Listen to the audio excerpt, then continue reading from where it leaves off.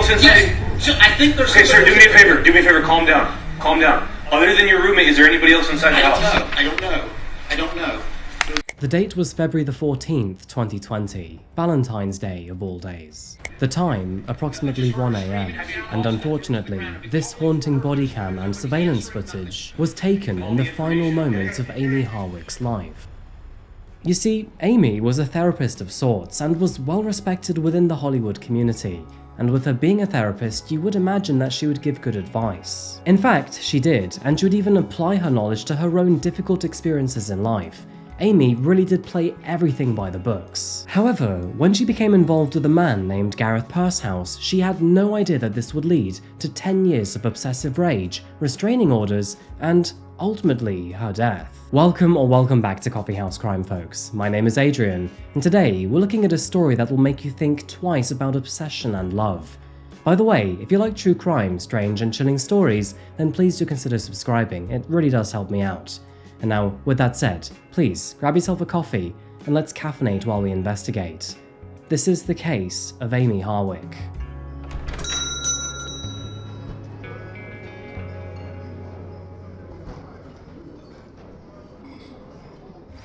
Hollywood, Los Angeles. It was the night of February the 14th, 2020, Valentine's Day. The time, just past 10 PM. Michael Herman, who was a young man in his 20s, was alone at home. At the time, he lived on Mount Street in Los Angeles, and unlike others that night, he had no special plans whatsoever. With no special plans on Valentine's Day, he instead opted for an early night, wanting to get a fresh start for the next morning. And so, by 9 PM, he was already in bed, settling into his usual sleep routine in his ground floor bedroom. However, not too long after drifting off, a sudden ominous crash would pull him back into consciousness. The sound was sharp and unsettling, kind of like a plate shattering on the floor above him. No surprise, his heart pounded heavily for a moment. But then he reminded himself he had a housemate, someone he could blame these noises on, and her name was Amie Harwicks. Now, although Amie was planning to be out for the evening, she did eventually have plans to return home, and so he figured that maybe she had come back early and then accidentally knocked something over. And so, with that thought, Michael let the drowsiness pull him back under, at least for now. Roughly 3 hours later, his sleep was shattered once again, this time by something far more terrifying. Michael could hear desperate, panicked shrieks which were echoing from upstairs, accompanied by what sounded like bodies crashing to the floor. His heart pounded yet again. Fumbling in the dark, he searched for his phone. However, it was nowhere to be found. Panic surged through his body. He wanted to help, but fear rooted him in place. The thought of climbing those stairs and of facing whatever was happening up there was simply all too paralyzing. And so, desperate to intervene, he did the only thing that he could think of. He shouted up the staircase, hoping to scare off whoever or whatever was causing the chaos. Unfortunately, his voice made no difference whatsoever, and the horror upstairs continued, unfazed by his presence. That is when he finally made the decision. He had to get out and then seek help. And so, running out of the back door, he scaled the fence to seek support from the neighbor. A surveillance camera captures him banging on the back door. At that very moment, they were desperately needed, but unfortunately, nobody was home. He bolted across the street to find another house, knocking frantically, but still nothing. Panic set in, but then finally, he saw someone on the street, a stranger in the dark. Without hesitation, he ran to them, begging them to call 911. And at 1:11 AM, help was finally on the way. But as for what was actually happening upstairs in that property at that time, nobody was certain. All Michael and the stranger could do was stand nearby and watch and wait in fear.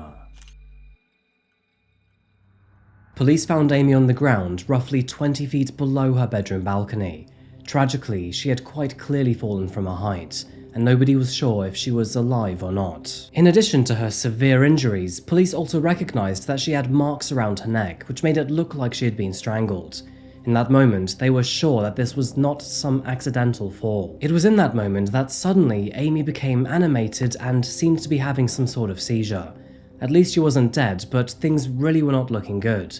And so, with that said, the police and paramedics rushed to save her life. But tragically, she'd be pronounced dead shortly after at 3 a.m. Returning to the crime scene, which was now an active homicide investigation, detectives realized that there was so much to unpack here. And I'm talking broken windows, a broken necklace, Ring doorbell cameras, and even syringes. Seriously, this looked like something straight out of CSI. As you can imagine, detectives were very busy that morning trying to piece all of the evidence together. And that is when they found this surveillance footage.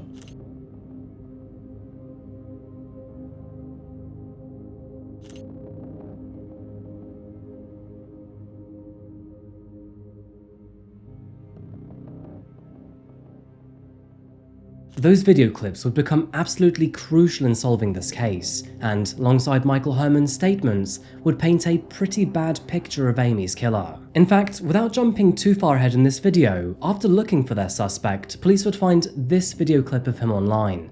And let's just say that given the nature of Amie's death, it definitely did not do him any favors whatsoever. Okay, Game of Thrones, first season. The brother and sister are up in the castle, and then the kid sees him through the window, and the brother has to go and throw the kid off and to kill him. And even though it's evil, I feel kind of bad for the brother, because even though he doesn't want to do it, his sister insisted. However, before we dive any further into this despicable man, let's first take a look at who Amie was and why he was after her. Adopted as a child, Amie Harwicks spent most of her early years in Lansdale, Pennsylvania. She led what appeared to be a typical suburban life, eventually graduating from North Penn High School in the year 1999. But Amie's ambitions stretched far beyond her own hometown, and in the year 2001, and after marrying a heavy metal musician, she set her sights on Los Angeles, a city which supposedly is of endless opportunity. It was here that Amie pursued a new career. She worked as a personal trainer under the alias Amie Nicole, even producing a workout DVD titled Amie Nicole's Fit to Rock. To fund her education, she would take on a variety of side jobs, including bartending, go-go dancing, and even modeling. And then, under the new nickname Nicolette Novak, she also posed for Playboy, seamlessly balancing both intellect and artistry into her various jobs. But Amie merely saw all of these roles as stepping stones to the greater career path. You see, her true passion lay in understanding the human mind. And so, moving forward, she earned a master's degree in clinical psychology from Pepperdine University, before then achieving a PhD at the Institute for Advanced Study of Human Sexuality. Throughout the following years, Amie would make a name for herself as a well-respected marriage and family therapist with a special emphasis in sex counseling. Both charismatic and deeply knowledgeable, she became a very familiar face on podcasts, television programs, and even her own YouTube channel, where she would openly discuss her work and the many challenges behind it. This is Dr. Amie Harwicks, licensed marriage and family therapist. Today we're going to talk about self-care. So when I have a client that's struggling with some stuff in life, maybe they've had some anxiety, depression, I check in and ask how their self-care is. But what is self-care? How do we do it and why do we do it? That's what we're going to talk about today. So self-care is something that's initiated by you, it's deliberate, and its intention is to help you function better both mentally and physically. So it's a pretty broad spectrum of what self-care is, but it's anything you're doing for yourself to pay attention to yourself to improve yourself.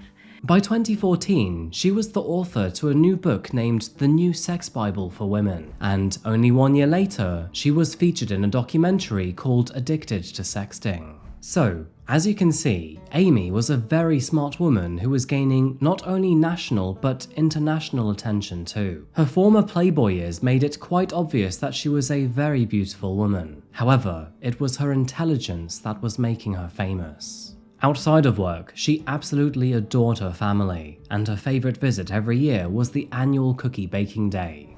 Hi, this is Dr. Amie Harwicks, and today we're going to talk about how to cope with your fear of flying. So there's a reason I'm talking about this today, because I have a fear of flying. I always have. It's always been a problem For a long time, I would, take my prescribed Xanax. Still didn't really work very well. I would grab strangers' hands. I would cry to strangers. I would have strange conversations with the flight attendants. Now, as you can imagine, with fame comes attraction, and Amie, she was no exception. Throughout her 20s and 30s, she dated on and off, and that is how she would meet a man named Gareth Pursehouse. People in Hollywood tend to date others in Hollywood, and this also counted for Gareth, luckily. Although he was a software engineer by industry, he was also a photographer at many red carpet events, of course giving him access to some of California's upper echelon. 3 years older than Amie, Gareth was not famous at all. However, due to his connections, he would often find himself with famous people, and in the year 2010, that is how he and Amie crossed paths. It is believed that they met at a social event or through mutual acquaintances, as both were involved in overlapping industries. Friends say that she initially saw him as loud, charming, and a little bit goofy, and that is why she found attraction towards him. Apparently, it was love at first sight, and so the two began dating almost immediately. However, moving into the year 2011, things were sadly no longer okay between the two. According to friends of Amie, Gareth was possessive, controlling, and even emotionally abusive, and sadly, it would not stop there either. Verbal insults were only the beginning of his concerning behavior, and soon enough, Amie found herself the victim of choking and physical violence. Apparently, friends had even seen him throw her to the ground and punch her with a closed fist. And if that wasn't enough already, Gareth would go as far as to push Amie out of his vehicle while moving on the freeway. Now, thankfully, Amie's injuries were actually quite minor considering how terribly that could have ended, receiving only a bloody nose and several scratches. But to compound to this absolutely despicable behavior, it was the middle of the night too, meaning that Amie now had to walk home alone in the dark and cold. Amie eventually realized that she could no longer have this poor excuse of a man in her life, and so in the year 2011, she finally ended the relationship. But sadly, being the pathetic man-child that he is, he could not take no for an answer. Gareth was not done with Amie. He was unsympathetic, arrogant, and childish, and even if she wanted to be left alone, that wasn't on his agenda. And so later that year, Amie, she was forced to file a restraining order. Now, although it isn't clear why, this restraining order was ultimately dismissed when she failed to attend a hearing. There are several theories online as to why she may have done this, but the leading theories are that maybe Gareth promised to leave her alone if she dropped the restraining order, or maybe she just simply felt too much pressure to continue. Either way, he persisted with her in the following months, so much so that in March of 2012, she applied for a new restraining order, this time it being officially granted. Following a successful restraining order, Gareth was ordered to keep at least 1,000 yards away from Amie for the next 3 years, spanning from March of 2012 all the way through until March 2015. This gave Amie plenty of time to heal, readjust, and also move on with her life, while it gave Gareth a chance to, well, stop being a dick. In her restraining order, Amie wrote, "He came to my apartment and smashed 10 picture frames on my door, creating damage. He broke into the complex to do this, and he created a hazard for kids in the building, and texted me to say things will get worse. The next day, he broke into the building and left 4 dozen flowers taped to my door. The day after, he broke into the building and waited outside playing music. The next day, he sent threatening emails to friends of mine."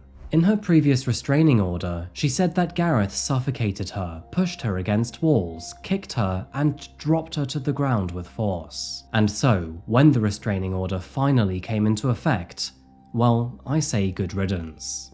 For the most part, Gareth did seem to respect the restraining order, and Amie, she was good at keeping her distance too, grey-rocking Gareth in an effort to help him forget her. And no, grey-rocking doesn't mean that Amie was busy throwing stones at Gareth. The grey-rock method involves becoming unresponsive to abusive or manipulative behaviour, so that, eventually, the perpetrator will lose interest. As the years passed by, Amie's life would take an unexpected positive turn when she met her next partner. It was while attending an exclusive party that she would cross paths with the famous comedian Drew Carey. At the age of 58, Drew was actually 23 years older than Amie. However, their connection did seem to be instant, and within weeks they would have their first date at Disneyland. Only a few months later, the two were suddenly engaged. They say that a flash in the pan rarely works out, and so, no surprise, only a few months later, despite their chemistry, the relationship ended in 2018. Regardless, by now, Amie had made several big strides in her life, both professionally and personally. She was a well-respected sex therapist, and would often collaborate with the charity named Pineapple Support that provided mental health support within the adult entertainment industry.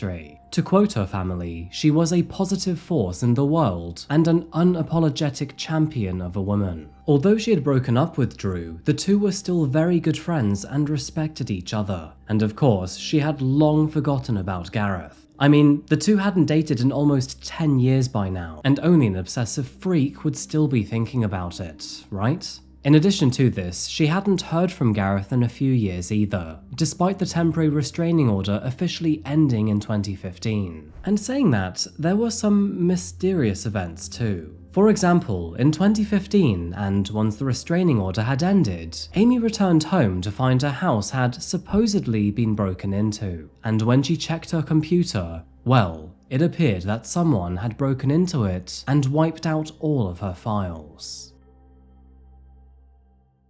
In fact, unknown to her at the time, or maybe even perhaps ever at all, but Gareth would eventually admit that he had in fact hacked into her social media, kept tabs on her, and never stopped thinking about her. So, did Gareth break into Amie's home on other occasions too? The answer is, unfortunately, probably. But despite not being in contact with Gareth for, well, a few years at this stage, and quite clearly moving on with her life, nothing could prepare Amie for what was about to happen next. So apparently, they say that Hollywood is a small world once you're in it, and eventually you get used to the same places, faces, and events. You can probably see where this is going, but unfortunately, any two people in the same community will eventually meet once again. And here, I'm talking about Amie and Gareth. And although Amie was clearly destined for success and was becoming more famous in her area, Gareth, well, he was still a nobody, but he was the photographer who would film these people. So, it was both a surprise and, well, also not at all, when the two would eventually meet again in the year 2020 at the XBiz Awards. By the early evening, the lobby of a swanky downtown hotel was absolutely packed. Porn stars were everywhere, and I'm not just talking about the martinis. Take a look to your right and you'd see men in shiny suits with open collars. And take a look to your left, women were strutting around in sky-high stilettos and see-through dresses. You could even see a couple which were linked by a dog collar.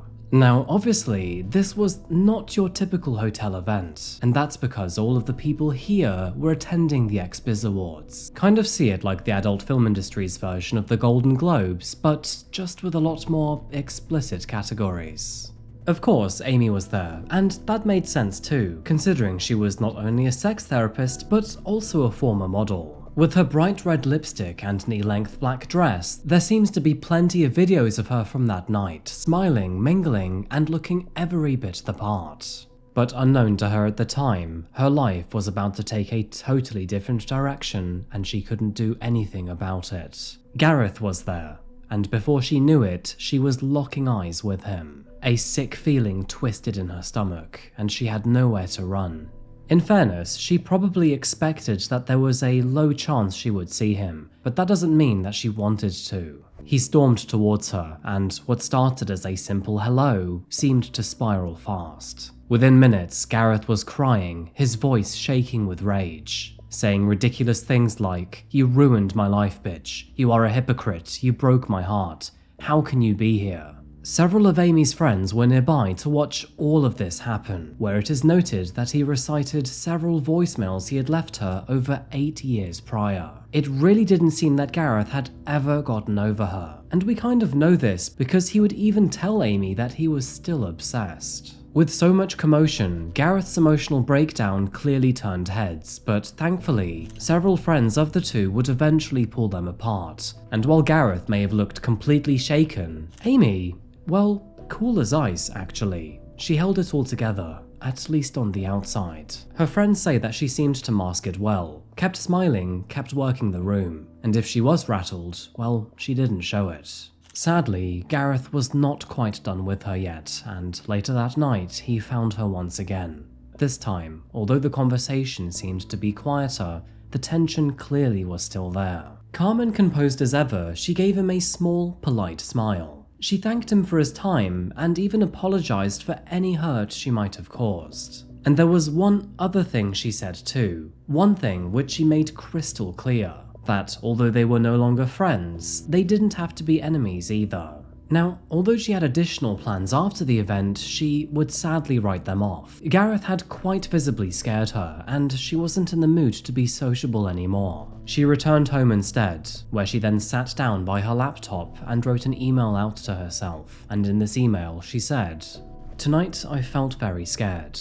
I went to the award show with Hernando. When we arrived, we waited in a very long line to do the red carpet. As we were waiting, I saw Gareth walk by with a camera. Clearly he was working. I decided to ignore him and just not look that direction. I thought maybe he would not notice me." The very next day, Gareth found her number on the internet and then messaged her to say, "Not sure if you're done, because you said, how do we finish this now last night? But if we can meet again." Amie responded with, "I think it was really good that we were able to speak last night. I hope you were able to hear me when I said that I was sorry for anything that caused you suffering. I think right now it's best to have some space. We can be civil, respect each other, and move forward with our own lives." Gareth replied with, "So you're still just gone, which is exactly my nightmare, and sadly what I expected." Over the next few days, Gareth messaged Amie dozens of times, but she quite clearly wasn't feeling it. In fact, she never responded to him at all. She had obviously moved on with her life, and once again, this guy was beginning to scare her. But despite her silence, Gareth continued to push on. He would even go as far as to leave a few voicemails of him crying and begging her to meet him. It was at this stage that Amie decided to do several things to keep herself safe. This included blocking his number, changing the locks on her front door and all windows, and even buying herself some pepper spray. Quite clearly, Amie was not fucking around here, and she desperately wanted to feel secure. For the next 3.5 weeks, she thankfully heard nothing from Gareth at all, and neither did he hear anything from her either. She was really hoping that maybe all of this was just temporary and he had moved on from this rather sick and twisted obsession. But sadly, her hopes could not be any further from the truth, because during that time frame, Gareth had been planning, scheming, and plotting. And come Valentine's Day of 2020, all of that would come into fruition. On February the 14th, 2020, Gareth drove 51 miles northeast from his home to Amie's residence, parking in the vacant lot behind her property, where he then waited for the right moment. Amie was already out of the property, enjoying Valentine's Day with her girlfriends. She began the day with a sunrise hike and then breakfast with her friend Cleo. By 7 p.m, she and several others had arrived at Globe Theatre, where they then watched several live performers. Amie was seen wearing her beaded necklace that night, which later would become key evidence at the crime scene. At 8:51 p.m, he entered the vacant lot before then making his way over to their garden, a neighbour's Ring camera recording his movements before he proceeded to disable it. 1 minute later, at 8:52, a second Ring camera detects him walking by. Gareth then disables this one too, and then at 8:53, again, he disables the first Ring camera. It was at this moment that Amie's housemate, Michael, heard a sudden shatter upstairs. As we know, he was already in bed and sleeping, but believing it was Amie returning home and then accidentally breaking something, he drifted back to sleep. However, it would soon transpire that actually this was Gareth. He had just broken through the French doors, before crawling into Amie's bed like some cockroach and waiting for her to return. And around 10 p.m. that same night, Amie and her friends then moved on to the Nomad for tea, where they remained until just after midnight. At 1 a.m, she returned home, parking her car in the driveway. She then walked to the front door, unlocked it, and then walked upstairs to her bedroom. And sadly, this would be the last time she would ever ascend those stairs. Amie's roommate was awakened once again, this time by Amie's screams and the sound of bodies hitting the floor. Unable to find his phone, he first shouted up the stairs, hoping to frighten the intruder away. But as we know, when that failed, he then ran outside, scaled a fence, and frantically knocked on a neighbor's door, before eventually pleading with a stranger to call 911. So is there somebody else inside? Yes. So I think there's. Okay, sir, do me a favor. Do me a favor. Calm down. Calm down. Other than your roommate, is there anybody else inside the house? I don't know. I don't know. No, I just heard her screaming. Have you called? I threw him to the ground. I've been calling for her. There's windows open. He's answering nothing. Yeah, let's get an additional unit. It's not building search. Yeah, I know, but I mean, we can if you want. yeah, But we're gonna go in there. Yeah, I know. 615. Can I get an additional unit for some office? Is requesting additional unit 2086 Mount Street. So you were essentially locked out. Yes. I mean, I can hop the fence, but I mean, my keys were left in the house. I was in the middle of sleep. So why is this? Why can't we get in here? Because it's locked. Because she came home and Listen, sir. You need to relax a little bit so that we can get all the information, okay? Okay. So how are we gonna get? How are you planning on getting back in here? I don't know. I guess hopping the fence and getting my keys. Deputies arrived at the scene at 1:25 a.m., finding Michael terrified out of his mind. It's a very tricky position to be in, because officers would now have to determine if his story really was true, or if, in fact, he was the suspect. With Michael leaving his keys inside, officers jumped the fence to gain entry to the property, leaving themselves terribly exposed to any potential gunfire from the intruder while they fumbled over the wall. Once over, police officers would find Amie's body almost immediately. She was found 20 feet below the balcony of her rear-facing bedroom. Officers couldn't tell if she was alive or dead, but sadly, things were not looking good for her. Looking upstairs, Amie's belongings were scattered across the floor. Her purse overturned, the contents spilled out like someone had been in a hurry. Her jacket and necklace lay abandoned in the TV room, kind of like they'd been tossed aside almost immediately. And once in the bedroom, things would get even stranger. On the third-floor balcony, officers would find a syringe. And the liquid inside? Well, responding officers would initially believe the syringe contained heroin, but testing conducted by the FBI would reveal it contained a lethal dose of liquid nicotine. This would be a particularly strange piece of evidence, considering that Amie did not smoke, drink, or use any drugs whatsoever. By the morning, the killer's entry point had finally revealed itself. That's because sunlight would catch the jagged edges of broken glass found on one of the panels of the French doors, and just beside it, a bloodstain. Officers also noted that Amie's bed was clearly unmade. The covers were pulled back, rumpled, like someone had been lying there waiting. All of these clues were great for the officers, and sadly would later reveal a very gruesome story and motive. Now, unfortunately, with Amie's roommate actually being in the prime position to be her actual killer, he would have to go down to the police station for questioning. However, as soon as he opened his mouth and started giving information to the officers, they realized that he was definitely not their guy. And of course, that is when the Ring doorbell cameras would confirm who they were actually looking for. Meanwhile, Amie's best friend Robert had also made his way down to the police station, and between him and Michael, all of their answers and information were consistent, and had made one thing absolutely crystal clear, that the guy they were looking for was a man named Gareth Pursehouse. That is when detectives learned of the domestic violence, the restraining orders, the obsessive behavior, and, well, everything else in between. And from that point onwards, Gareth was a wanted man. Only 13 hours after her death, detectives showed up at Gareth's home and then arrested him. He was then charged with first-degree murder, with the special circumstance of lying in wait, with an additional charge of first-degree residential burglary. The lying in wait charge indicated that Gareth had planned and concealed his attack, which, of course, would elevate the severity of the charges. Inside his home, police would also find a syringe which was similar to the very one they recovered on Amie's balcony. It is also worth noting here that, on Valentine's Day, Gareth told his date that he would be busy all week, probably because he was occupied with, murdering his ex. On the very day of her death, he then agreed to meet up with his new date, where he then talked about going to a shooting range and then riding bikes together. This very same date would later testify in court to say that she observed he had several bruises and scratches on his face that day. Surprise, but Gareth would later plead not guilty and therefore invoke a trial. Something I found quite interesting was the recorded phone calls between Gareth and his friends while in jail. Despite the situation, even in horrible times like this, he would make ridiculous statements. There's nothing I want anyways. I'm gonna eat more. I don't need that. I got my six-pack back. That took about a week. So, I mean, if you want to go to jail, if you want to get fit, maybe do that. Are you trying to sell your shit? What are you trying to do? Move it down there? Get a U-Haul down there? What?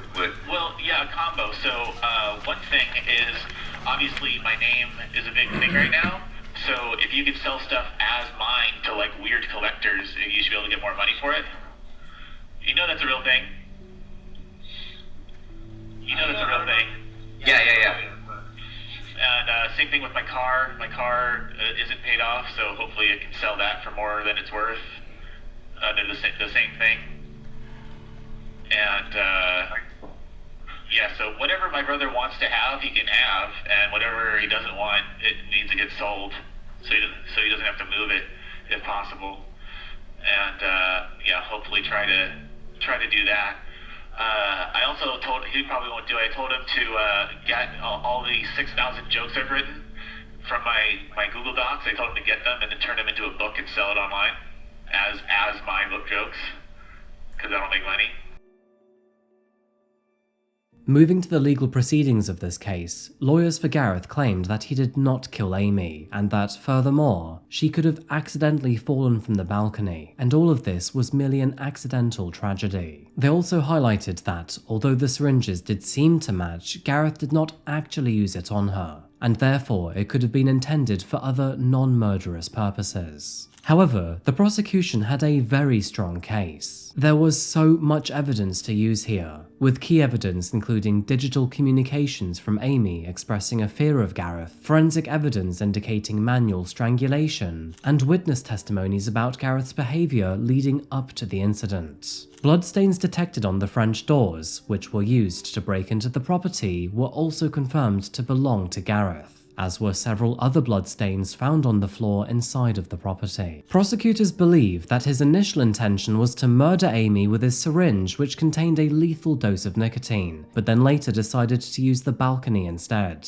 It is observed that he attacked her, strangled her, moved her unconscious body to the balcony, and then threw her over. As a result, and throughout her fall, she suffered a shattered pelvis, liver damage, and brain damage. But the defense contended that the incident was not premeditated, suggesting that Gareth probably acted impulsively. Gareth himself chose not to testify in his own defense during the trial, probably because he knew he would tarnish his already small chances of being found not guilty. And then, finally, on September the 29th, 2023, and after very careful deliberation, the jury convicted Gareth Pursehouse on first-degree murder and also first-degree residential burglary. They also upheld the special circumstance of lying in wait, therefore reinforcing that this was a premeditated act. A few months later, on December the 6th, 2023, the court handed down its final decision. That would be life in prison without the possibility of parole. The harsh sentence reflected not only the calculated and violent nature of the crime, but also the deep impact it had on the victim's family, friends, and the wider community.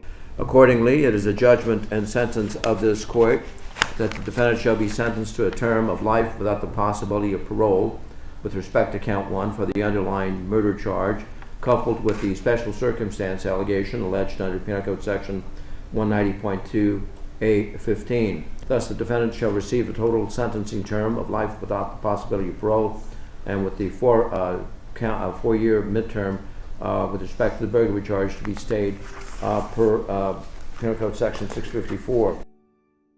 Amie's death was just as tragic as it was terrifying. She had so much going for her, and even spoke about how much she loved her friends only a couple of days before she met the end of her life. And those friends, much like her family, miss her and the happiness she brought into their lives. It's also worth saying that Amie was a therapist too, improving and repairing the lives of many women in the Hollywood area and beyond. And so Gareth hasn't only denied her own chance to live, but also the opportunity for many others to heal through her too. While researching this case, it became quite clear to me that Gareth really does see himself as some sort of funny joker, and he genuinely believed that he could sell all of his jokes in a book. When, in reality, I think the only actual funny part of this story is his own existence. Gareth will spend the rest of his life behind bars, away from society and all other women, and that's why I feel like this case actually has had justice served. Actually, you know what? To have the audacity to walk into the courtroom looking like this, while also telling your friends that you have a six-pack, well, maybe Gareth was funny after all. Yeah, smile for the camera, up here. What's here? Smile for the camera. Look how long and skinny you are. You're a very long boy. Would you guys believe that he is about 50% heavier than he was 6 months ago? He's definitely letting himself go in his middle age. This is a matcha. Do you like matcha?